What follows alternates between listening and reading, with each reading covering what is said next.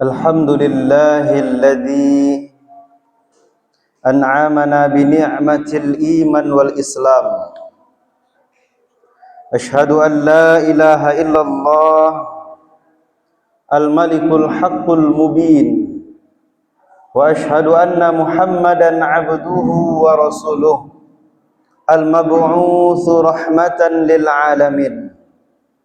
Allahumma fasalli wa sallim wa barik ala sayyidina wa habibina wa syafi'ina wa maulana Muhammadinil Mustafa sallallahu alaihi wasallam wa ala alihi wa sahbihi wa man tabi'ahum bi ihsanin ila yaumiddin.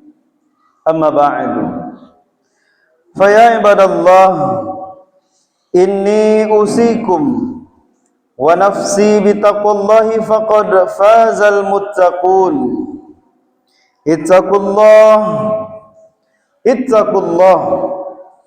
Ittaqullaha haqqa tuqatih wa la tamutunna illa wa antum muslimun. Qala Allah ta'ala fil Qur'anil Karim, na'udzu billahi minasy syaithanir rajim. Bismillahirrahmanirrahim. Ya ayyuhalladzina amanu dukhulu fis-silmi kaffah wa la tattabi'u khutuwatis syaitan innahu lakum aduwwum mubin. Shadaqallahul azim. Surah Al-Baqarah ayat 208. Hadirin sedang jemaah Jumat rahimakumullah. Kembali kita bersyukur kepada Allah Subhanahu wa taala.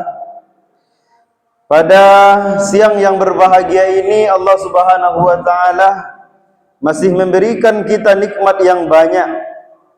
Sehingga dengan nikmat Allah Subhanahu wa taala kita dapat melaksanakan kewajiban kita selaku muslim yang sejati, melaksanakan sholat Jumat secara berjamaah yang insya Allah akan kita mulai sebentar lagi. Salawat dan salam turun untuk Nabi besar kita, yakninya Nabi Muhammad sallallahu alaihi wasallam. Allahumma salli ala Muhammad wa ala ali Muhammad. Hadirin sedang jemaah Jumat rahimakumullah. Pada kesempatan yang istimewa ini, izinkanlah khotib untuk menyampaikan wasiat takwa kepada kita bersama, terutama teruntuk diri khotib sendiri.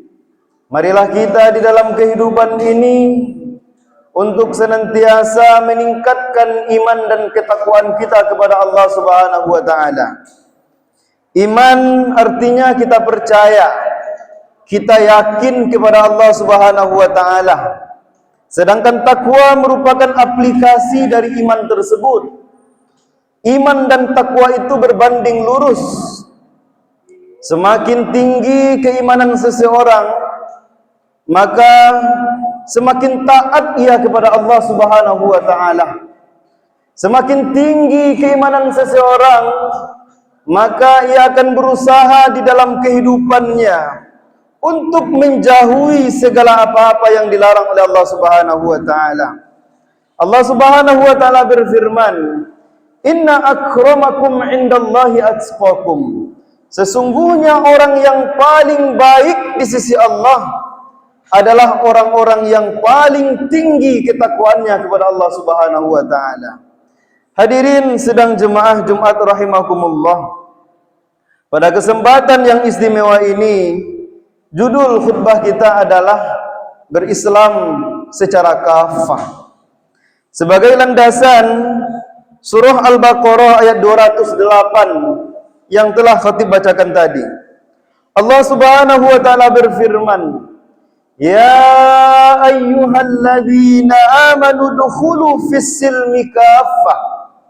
Hai orang-orang yang beriman, kata Allah, masuklah kalian semuanya ke dalam Islam itu secara kafah dan sempurna. Wala tattabi'u khutuwatis syaitan, dan janganlah kalian mengikuti langkah-langkahnya syaitan. Innahu lakum aduwwum mubin. Karena sesungguhnya syaitan itu adalah musuh yang nyata bagimu. Hadirin sidang jemaah Jumat rahimakumullah. Di dalam ayat ini Allah Subhanahu wa taala menegaskan kepada kita semuanya bahwasanya apabila kita telah menetapkan hati kita, telah menetapkan pilihan kita kepada agama Allah, agama Islam, maka tuntutannya adalah kita harus masuk ke dalam agama Islam itu secara kafah, secara sempurna dan menyeluruh. Apa itu kafah? Kafah secara bahasa dapat kita artikan menyeluruh, sempurna, totalitas 100%. Jadi hadirin yang dirahmati Allah Subhanahu wa taala, kita diwajibkan oleh Allah Subhanahu wa taala apabila kita sudah menetapkan pilihan kita kepada agama Islam, maka harus totalitas, harus menyeluruh, harus sempurna 100%. Mengapa? Mengapa kita harus berislam secara sempurna? Mengapa kita harus berislam secara totalitas, secara menyeluruh? Tidak boleh kita berislam setengah-setengah, sedikit-sedikit sesuai dengan selera kita saja. Kenapa? Karena jawabannya adalah karena perkara menyeluruh itu merupakan perkara penting di dalam kehidupan kita. Sebagai analoginya adalah, sebagai alasannya mengapa kita tidak boleh berislam separuh-separuh saja, harus menyeluruh. Hadirin yang dirahmati Allah Subhanahu wa taala, alasan pertama adalah biasanya apabila suatu pekerjaan kita laksanakan tidak secara totalitas, tidak secara menyeluruh, biasanya hasilnya seringkali nol hasilnya. Sebagai perumpamaan yang terjadi, sholat zuhur kita batal. Sholat zuhur kita batal. Kemudian apa yang kita lakukan? Kita akan berwudu kembali. Pertanyaannya, apakah sholat zuhur itu kita lanjutkan atau kita ulang kembali dari nol? Tentu hadirin yang dirahmati Allah Subhanahu wa taala, sholat zuhur yang telah batal tadi akan kita laksanakan dari awal kembali. Seolah-olah sholat pertama yang kita laksanakan itu tidak ada artinya, karena tidak kita laksanakan dengan secara sempurna, tidak kita laksanakan secara menyeluruh. Begitulah pentingnya hadirin yang dirahmati Allah Subhanahu wa taala, mengapa kita harus berislam secara sempurna, kafah 100%. Al-Quran yang terdiri dari kurang lebih 6.000 ayat, 114 surat, terdiri dari 30 juz.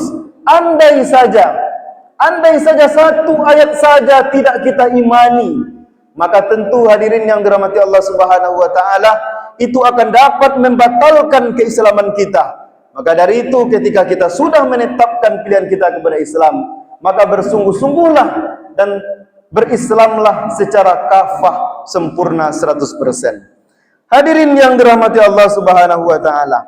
Kemudian alasan yang kedua adalah mengapa kita harus berislam secara kafah? Alasannya adalah biasanya apabila suatu pekerjaan tidak kita kerjakan secara menyeluruh, tidak kita kerjakan secara totalitas sempurna, biasanya hasilnya itu dapat mencelakakan diri dan juga dapat mencelakakan orang lain. Sebagai contoh, sebagai analoginya adalah, semisalnya seorang pekerja pembuat kapal membuat sebuah kapal yang besar, maka hadirin yang dirahmati Allah Subhanahu wa taala, kapal yang dibuat